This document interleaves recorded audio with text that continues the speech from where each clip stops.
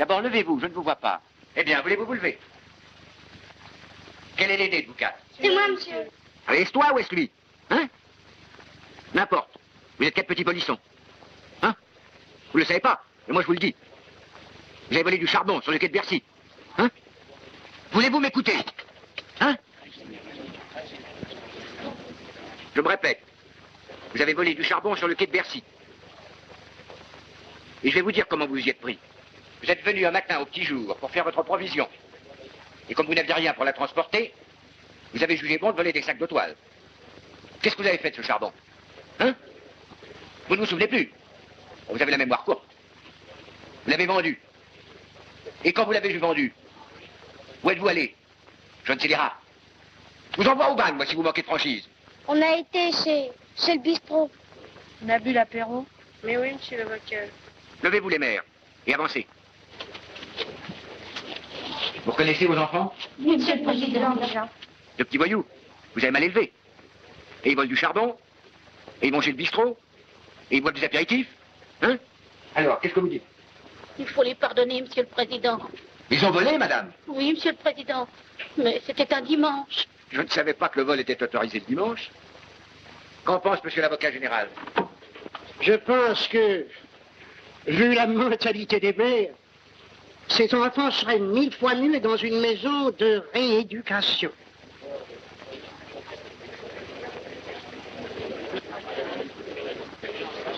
Emmenez-les, madame.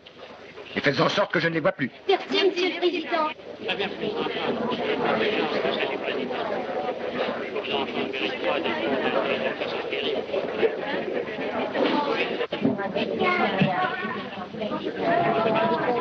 Laissez passer. Alors, à tout à l'heure. À tout à l'heure.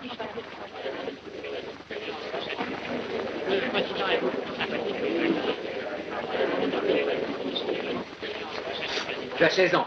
Tu es marié depuis 6 mois. Ton mari est garçon de café, travailleur, estimé de ses patrons. Qu'est-ce que tu fais le soir pendant qu'il paie? Tu te prostitues? Oh non, monsieur le président, je vous le jure. Ne mens pas. Les preuves sont là. Un agent t'a filé. Tu te prostitues. Une seule fois, monsieur le président. Pourquoi? Je ne sais pas. Je regrette. Et il est venu te voir à Fresnes, ton mari? Oh oui, monsieur le président. Tu dois avouer la vérité? Oh non, monsieur le président. Tu dois la connaître. Oh, je vous en prie, monsieur le président. Faites entrer Marie.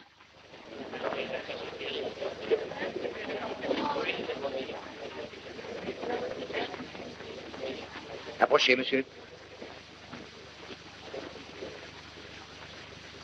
Vous êtes le mari de cette femme?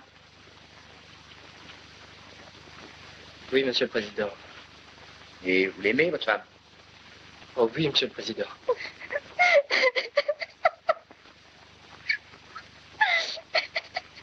Eh bien, monsieur, emmenez-la. Elle n'a rien à se reprocher. L'affaire suivante. Allons, parle. Si tu veux que je te défende, il faut me dire la vérité. Travaillait ton père? Quand il avait soif. Et ta mère? Ma mère, elle rigolait avec le plombier. Alors tu t'es sauvée? Oui. Et tu t'es prostituée? Jamais, jamais je ne me suis prostituée. Alors tu as cherché une place? Si j'en ai cherché, personne ne voulait de moi. Si, ceux qui voulaient coucher. Alors je suis partie. Est-ce de toi-même que tu es allée chez Madame Simonet? Non. Une camarade m'avait conseillé. J'avais souvent entendu le plombier qui disait à ma mère que j'étais une brave femme qui ne se consolait pas d'avoir perdu sa petite fille. Alors?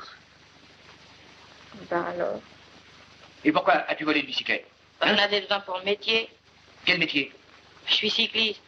Où es-tu cycliste? Nulle part, mais je suis cycliste. Alors maintenant, quand on a besoin de quelque chose, on le vole? Hein? Comment est parti, mon garçon? C'est la deuxième fois que tu comparais devant ce tribunal. La première fois, tu avais volé une voiture d'enfant. Pourquoi une voiture d'enfant? Hein? C'est pour mon petit frère. Quel âge a-t-il, ton petit frère? Il a 7 ans. Et il sait pas encore marcher? Et il s'est foulé le pied. La place de ce garçon me semble tout indiquée dans une maison de correction. Regardez-le. Il n'a même pas une larme de repentir. Tu n'as pas honte? Et l'air de le regretter, au moins. Pleure. Pleure donc. Veux-tu pleurer? Veux-tu pleurer? On va t'envoyer à Saint-Maurice. Si dans quelques mois tes chefs sont contents de toi, eh ben, le tribunal avisera. Garde, emmenez-le.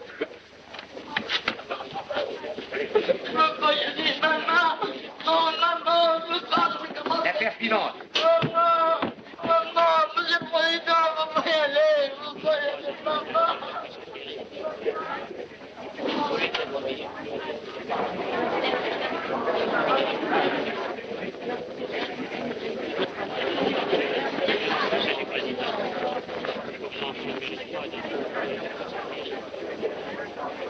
Voyons. Vous vous appelez René Leclerc. Vous avez 17 ans. Vous avez quitté vos parents, et après avoir été galvaudé je ne sais où... Pardon, Monsieur le Président, je vous... Vous aurez la parole tout à l'heure. Laissez-moi achever. Après avoir été galvaudé je ne sais où, vous vous êtes introduit chez Madame Simonet. Vous vous présentez. Et que lui dites-vous à cette femme qui venait de perdre une fille de votre âge, qui était encore accablée par le malheur? Vous lui dites que la morte était votre meilleure amie, bien que la malheureuse ne lui ait jamais parlé de vous. Hein? Vous pleurez. Elle vous croit. Et finalement, touchée par vos larmes qui se mêlent au ciel, elle vous garde. Elle vous comble. Elle vous aime parce que votre présence la rapproche de celle qu'elle a perdue. Quand elle vous serre dans ses bras, quand elle étale sous vos yeux les souvenirs de la pauvre petite qu'elle a perdue, vous baissez le front, vous sanglotez.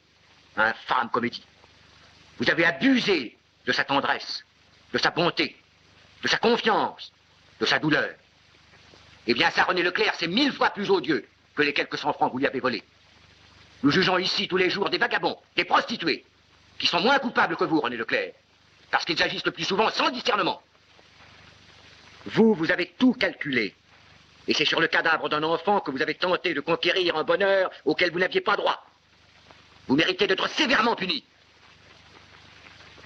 Monsieur l'avocat général? Maître, vous avez la parole.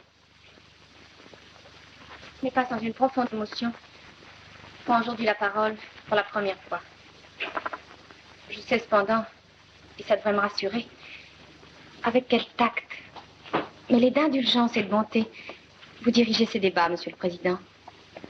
Je sais que ces petits que vous malmenez, que vous rudoyez quelquefois, trouvent toujours en vous non un juge, mais un homme qui connaît leurs faiblesses, leur inconscience, le plus souvent leur irresponsabilité.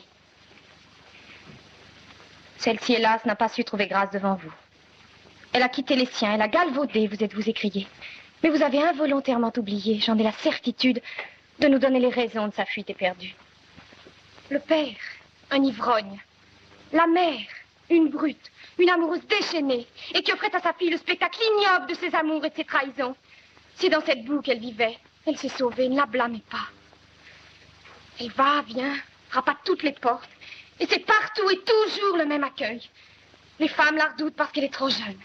Les hommes, oh, elle devine tout de suite ce qu'ils attendent d'elle.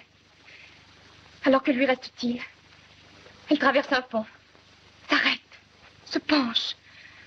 Mais elle recule, elle a peur. J'en connais d'autres qui n'ont pas osé. Une amie, oh, je ne la mets pas en cause, la conseille et la guide. Va donc chez Madame Simonet. Elle te recevra si tu sais bien t'y prendre. Mais va donc, c'est ta dernière chance. Qu'est-ce que tu ris? Sa dernière chance. Elle la pousse vers le mal, sans même se douter du crime qu'elle allait faire commettre à cet enfant.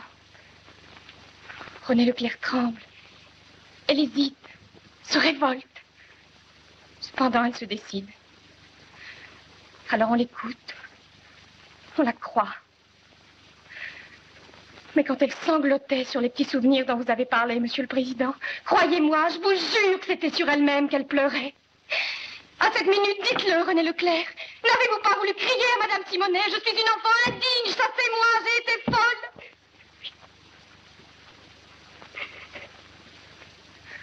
On est toujours le petit ou la petite de quelqu'un, Monsieur le Président. Même quand on a cessé d'être jeune. René Leclerc, elle n'était la petite de personne. Elle a tout accepté. Les marques d'amitié, les marques d'affection, les caresses. Elle n'avait pas l'habitude. Souvenez-vous maintenant de la vie lamentable de l'accusée. Souvenez-vous de ses misères. Souvenez-vous du milieu pourri dans lequel elle vivait. Souvenez-vous enfin de ces hommes qui l'ont su et qui sont à mes yeux les seuls responsables. Abus de confiance. Oui.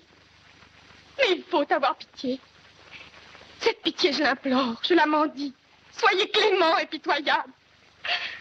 Et vous, Madame Simonet, que je plains du plus profond de mon cœur, je vous en supplie, soulevez vos voiles de deuil. Regardez-la. Regardez-moi. Répondez-moi. Je pardonne.